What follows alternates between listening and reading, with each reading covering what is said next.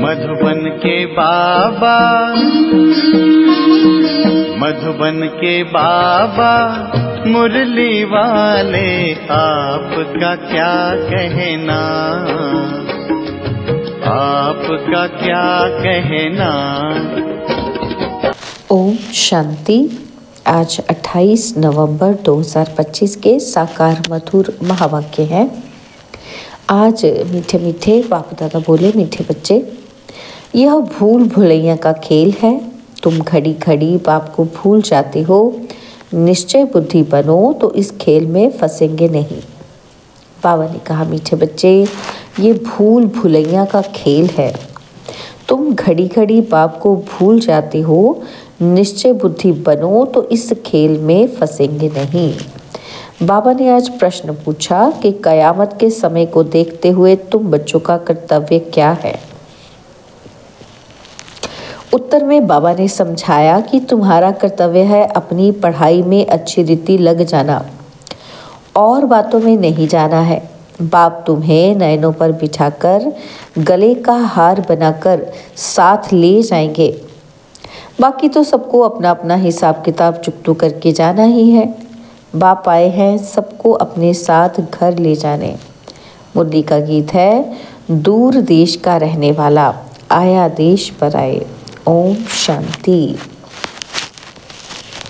रूहानी बाप रूहानी बच्चों को बैठ समझाते हैं। भारत खास और दुनिया आम सब विश्व में शांति चाहते हैं।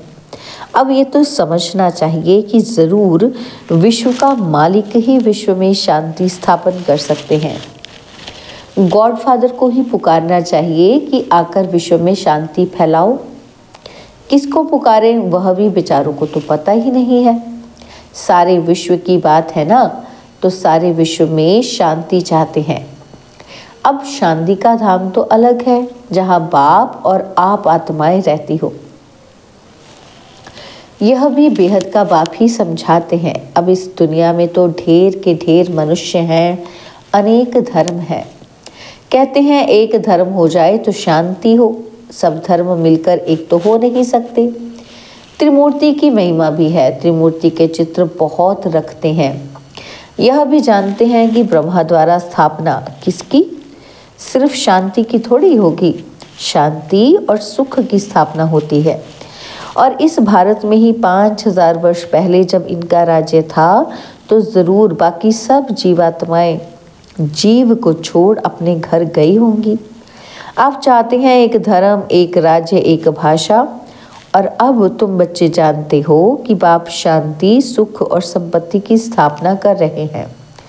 एक राज्य भी ज़रूर यहाँ ही होगा ना। तो एक राज्य की स्थापना हो रही है। ये कोई नई बात नहीं है। अनेक बार एक राज्य स्थापन हुआ और फिर अनेक धर्मों की वृद्धि होते होते झाड़ बड़ा हो जाता है। फिर बाप को आना पड़ता है। आत्मा ही सुनती है, पढ़ती है और आत्मा में ही संस्कार हैं। हम आत्मा भिन्न भिन्न शरीर धारण करती हैं। बच्चों को इस निश्चय बुद्धि होने में भी बड़ी मेहनत लगती है। कहते हैं बाबा घड़ी घड़ी भूल जाते हैं। बाप समझाते हैं कि ये खेल भूल भुलैया का है। इसमें तुम जैसे फंस गए हो, पता ही नहीं है कि हम अपने घर अथवा राजधानी में कैसे जाएंगे। अब बाप ने समझाया है। आगे तो कुछ भी नहीं जानते थे। आत्मा कितनी पत्थर बुद्धि बन जाती है। पत्थर बुद्धि और पारस बुद्धि का भारत में ही गायन है। पत्थर बुद्धि राजाएं और पारस बुद्धि राजाएं यहाँ ही है। पारसनाथ का मंदिर भी है। अभी तुम जानते हो कि हम आत्माएं कहाँ से आई हैं पाठ बजाने। आगे तो कुछ भी नहीं जानते थे। इनको कहते हैं कांटों का जंगल। ये सारी दुनिया कांटों का जंगल है। फूलों के बगीचे को आग लगी ऐसा कभी सुना नहीं होगा। हमेशा जंगल को आग लगती है। यह भी जंगल है, इनको आग लगनी है ज़रूर। भंभोर को आग लगनी है। इस सारी दुनिया को ही भंभोर कहा जाता है। अभी तुम बच्चों ने बाप को जान लिया है। सम्मुख बैठे हो। जो गाते थे तुम ही से बैठूं, तुम ही सिखाऊं, वो सब कुछ हो रहा है। भगवान तो ज़रूर पढ़ेंगे ना। भगवान तो ज़रूर पढ़ाएंगे और आप बच्चे भगवानुवाच तो ज़रूर पढ़ेंगे। भगवानुवाच बच्चों प्रति ही होगा ना। तुम जानते हो कि भगवान पढ़ाते हैं। भगवान कौन है? निराकार शिव को ही कहेंगे। भगवान शिव की पूजा भी यहाँ होती है। सत्युग में पूजा आदि नहीं होती, याद भी नहीं करते।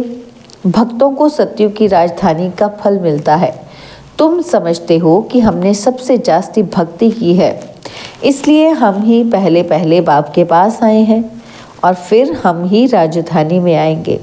तो बच्चों को पूरा पुरुषार्थ करना चाहिए। नई दुनिया में ऊंच पद पाने बच्चों की दिल होती है। क्या होती है बच्चों की दिल? कि अब हम जल्दी से नए घर में जाएं। शुरू में ही नया घर होगा तो फिर पुराना होता जाएगा। घर में बच्चों की वृद्धि होती जाएगी। पुत्र पौत्रे पर पोत्रे वह तो पुराने घर में आएंगे ना। कहेंगे हमारे दादा परदादा का ये मकान है।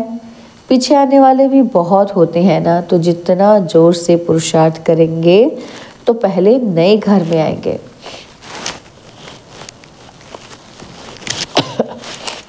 पुरुषार्थ की युक्ति बाप बहुत सहज समझाते हैं। भक्ति में भी पुरुषार्थ करते हैं ना। बहुत भक्ति करने वालों का नाम बाला होता है। कई भक्तों की स्टैम्प्स भी निकालते हैं। ज्ञान की माला का तो कोई को पता ही नहीं है। पहले है ज्ञान, पीछे है भक्ति। यह तुम बच्चों की बुद्धि में है। आधा समय है ज्ञान, सत्युग त्रेता। अभी तुम बच्चे नॉलेजफुल बनते जाते हो।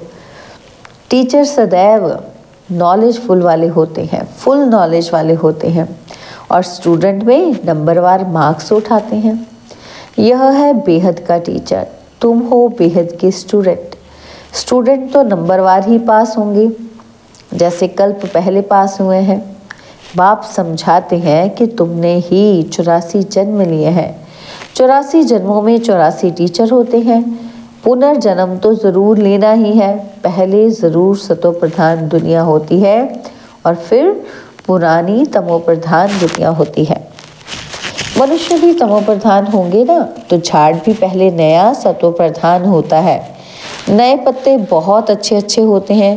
यह तो बेहद का झाड़ है, ढेर धर्म है। तुम्हारी बुद्धि अब बेहद की तरफ जाएगी। कितना बड़ा झाड़ है। तो पहले पहले आदि सनातन देवी देवता धर्म ही होगा और फिर वैरायटी धर्म आएंगे। तुमने ही 84 वैरायटी जन्म लिए हैं, वह भी अविनाशी हैं। तुम जानते हो कल्प कल्प 84 का चक्र हम फिरते रहते हैं। 84 के चक्र में हम ही आते हैं। 84 लाख जन्म कोई मनुष्य की आत्मा नहीं लेती है। वह तो वैरायटी जानवर आदि ढेर हैं, उनकी कोई गिनती भी नहीं कर सकते। मनुष्य की आत्मा ने 84 जन्म लिए हैं, तो ये पाठ बजाते बजाते एकदम जैसे टायर्ड हो गए हैं, दुखी बन गए हैं। सीढ़ी उतरते सतो प्रधान से तमो प्रधान बन गए हैं। बाप फिर तमो प्रधान से सतो प्रधान बनाते हैं। बाप कहते हैं मैं तमो प्रधान शरीर, तमो प्रधान दुनिया में आया हूँ। अब सारी दुनिया तमो प्रधान है। मनुष्य तो ऐसे कह देते हैं कि सारे विश्व में शांति कैसे हो। समझते नहीं कि विश्व में शांति कब थी। बाप कहते हैं तुम्हारे घर में तो चित्र रखे हैं ना, इनका राज्य था तो सारे विश्व में शांति थी। उसको स्वर्ग कहा जाता है। बाबा कहते हैं नई दुनिया को ही हेवन गोल्डन एज कहा जाता है। अभी ये पुरानी दुनिया बदलनी है, वह राजधानी स्थापन हो रही है। विश्व में राज्य तो इनका ही था। लक्ष्मी नारायण के मंदिर में बहुत मनुष्य जाते हैं। यह थोड़ी किसी की बुद्धि में है कि यही भारत के मालिक थे। इनके राज्य में जरूर सुख शांति थी। 5000 वर्ष की बात है जब इनका राज्य था और आधा कल्प के बाद पुरानी दुनिया कहा जाता है। इसलिए धंधे वाले स्वस्तिका रखते हैं चौपड़े में। उनका भी अर्थ है ना, वह तो गणेश कह देते हैं। गणेश को फिर विघ्न विनाशक देवता समझते हैं। स्वस्तिका में पूरे 4 भाग होते हैं। ये सब है भक्ति मार्ग। अभी दीपावली मनाते हैं, वास्तव में सच्ची सच्ची दिवाली याद की यात्रा ही है, जिससे आत्मा की ज्योति 21 जन्म के लिए जग जाती है। बहुत कमाई होती है। तुम बच्चों को बहुत खुशी होनी चाहिए कि अभी तुम्हारा नया खाता शुरू होता है नई दुनिया के लिए। 21 जन्मों के लिए खाता अभी जमा करना है। अब बाप बच्चों को समझाते हैं कि अपने को आत्मा समझ सुन रहे हो। आत्मा समझ सुनेंगे तो खुशी भी रहेगी कि बाप हमको पढ़ाते हैं। भगवानुवाच भी है ना, तो भगवान तो एक ही होता है। जरूर वह आकर शरीर लेता होगा, तब भगवानुवाच कहा जाता है।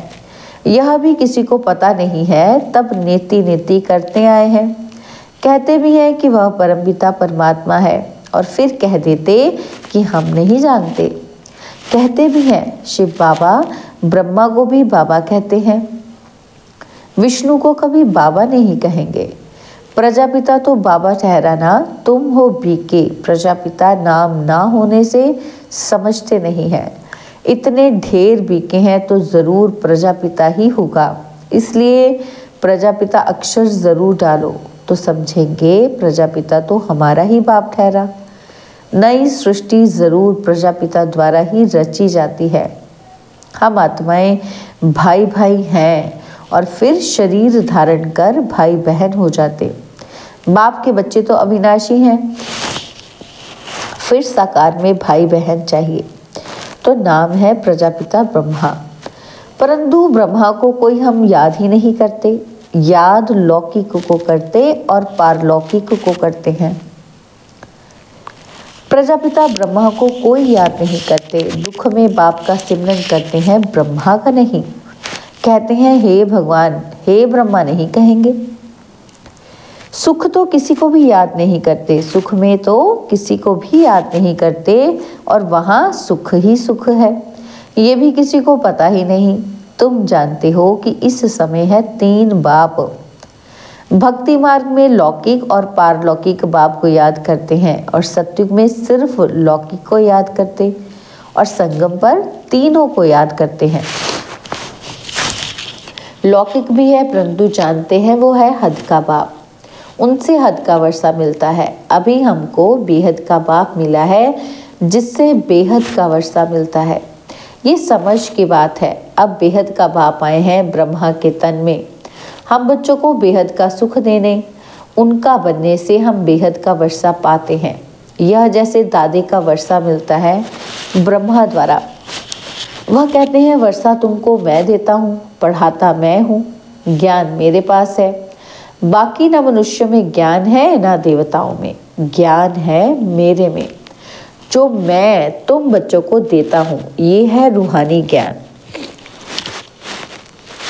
बाबा कहते तुम जानते हो रूहानी बाप द्वारा हमको ये पद मिलता है। ऐसे ऐसे विचार सागर मंथन करना चाहिए। गायन है मन के जीते जीत और मन के हारे हार। वास्तव में कहना चाहिए माया पर जीत, क्योंकि मन को तो जीता ही नहीं जाता। मनुष्य कहते हैं मन की शांति कैसे हो। बाप कहते हैं आत्मा कैसे कहेगी कि मन की शांति चाहिए। आत्मा तो है ही शांति धाम में रहने वाली। आत्मा जब शरीर में आती है तब कार्य करने लग पड़ती है। बाप कहते हैं तुम अब स्वधर्म में टिको, अपने को आत्मा समझो। आत्मा का स्वधर्म है शांत। बाकी शांति कहाँ से ढूंढेगी, इस पर रानी का भी दृष्टांत है हार का। सन्यासी दृष्टांत देते हैं और फिर खुद जंगल में जाकर शांति ढूंढते हैं। बाप कहते हैं कि तुम आत्मा का धर्म ही शांति है। शांति धाम तुम्हारा घर है जहाँ से पाठ बजाने तुम आते हो। शरीर से फिर कर्म करना पड़ता है। शरीर से अलग होने से सन्नाटा हो जाता है। आत्मा ने जाकर दूसरा शरीर लिया, फिर चिंता क्यों करनी चाहिए। वापस थोड़ी आएगी, परंतु मोह सताता है। वहाँ तुमको मोह नहीं सताएगा और वहाँ 5 विकार होते ही नहीं। रावण राज्य ही नहीं, वहाँ है राम राज्य। हमेशा रावण राज्य हो तो फिर मनुष्य थक जाए, कभी सुख देख ही ना सकें। अभी तुम आस्तिक बने हो और त्रिकालदर्शी भी बने हो। मनुष्य बाप को नहीं जानते, इसलिए नास्तिक कहा जाता है। अभी तुम बच्चे जानते हो कि ये शास्त्र आदि जो पास्ट हो चुके हैं, ये सब हैं भक्ति मार्ग। अभी तुम हो ज्ञान मार्ग में। बाप तुम बच्चों को कितना प्यार से नैनों पर बिठा कर ले जाते हैं। गले का हार बनाए सबको ले जाता हूँ। पुकारते भी सब हैं। जो काम चिता पर बैठ काले हो गए हैं, उनको ज्ञान चिता पर बिठाए हिसाब किताब चुकतू कराए वापस ले जाते हैं। बाबा कहते हैं अब तुम्हारा काम है पढ़ने से, और बातों में क्यों जाना चाहिए। कैसे मरेंगे, क्या होगा, इन बातों में हम क्यों जाएं। यह तो कयामत का समय है। सब हिसाब किताब चुकतू कर वापस चले जाएंगे। यह बेहद के ड्रामा का राज तुम बच्चों की बुद्धि में है और कोई नहीं जानते।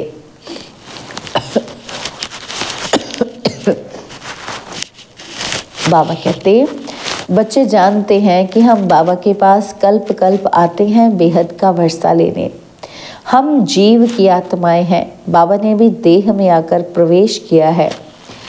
बाप कहते हैं मैं साधारण तन में आता हूँ, इनको भी बैठ समझाता हूँ कि तुम अपने जन्मों को नहीं जानते हो। और कोई ऐसे कह ही ना सके कि बच्चों देही अभिमानी बनो, बाप को याद करो। अच्छा, मीठे मीठे सिकिल दे बच्चों प्रति माता पिता बाप दादा का याद प्यार और गुड मॉर्निंग। रूहानी बाप की रूहानी बच्चों को नमस्ते। हम रूहानी बच्चों की रूहानी बाप दादाजी को दिलवा जान सिकवा प्रेम से नमस्ते। ओम शांति। प्यारे बाबा, मीठे बाबा, मेरे बाबा, शुक्रिया बाबा, शुक्रिया बाबा, शुक्रिया। धारणा के लिए मुख्य सार है। पहला पॉइंट है याद की यात्रा में रहकर सच्ची सच्ची दीपावली रोज मनानी है। अपना नया खाता 21 जन्मों के लिए जमा करना है। और सेकंड पॉइंट है ड्रामा के राज को बुद्धि में रख पढ़ाई के सिवाय और किसी भी बात में नहीं जाना है। सब हिसाब किताब चुकतू करने हैं। बाबा ने आज हमें वरदान दिया, रूहानियत की स्थिति द्वारा व्यर्थ बातों का स्टॉक खत्म करने वाले खुशी के खजाने से संपन्न भव। रूहानियत की स्थिति द्वारा व्यर्थ बातों का स्टॉक खत्म करने वाले खुशी के खजानों से संपन्न भव। रूहानियत की स्थिति द्वारा व्यर्थ बातों के स्टॉक को समाप्त करो, नहीं तो एक दो के अवगुणों का वर्णन करते बीमारी के जर्म्स वायुमंडल में फैलाते रहेंगे। इससे वातावरण पावरफुल नहीं बनेगा। आपके पास अनेक भावों से अनेक आत्माएं आएंगी, लेकिन आपकी तरफ से शुभ भावना की बातें ही ले जाएं। यह तब होगा जब स्वयं के पास खुशी की बातों का स्टॉक जमा होगा। यदि दिल में किसी के प्रति कोई व्यर्थ बातें होंगी तो जहां बातें हैं वहां बाप नहीं, पाप है। स्लोगन, स्मृति का स्विच ऑन हो तो मूड ऑफ हो नहीं सकती। स्मृति का स्विच ऑन हो तो मूड ऑफ हो नहीं सकती। बाबा की अव्यक्त इशारे अशरीरी व विदेही स्थिति का अभ्यास बढ़ाओ। उसके लिए बाबा कहते हैं कि जितना जो बिजी है उतना ही उसको बीच बीच में ये अभ्यास करना ज़रूरी है। और फिर सेवा में जो कभी कभी थकावट होती है, कभी कुछ न कुछ आपस में हलचल हो जाती है, वो नहीं होगा। 1 सेकंड में न्यारे होने का अभ्यास होगा तो कोई भी बात हुई 1 सेकंड में अपने अभ्यास से इन बातों से दूर हो जाएंगे। सोचा और हुआ, युद्ध नहीं करनी पड़ेगी। अच्छा, ओम शांति।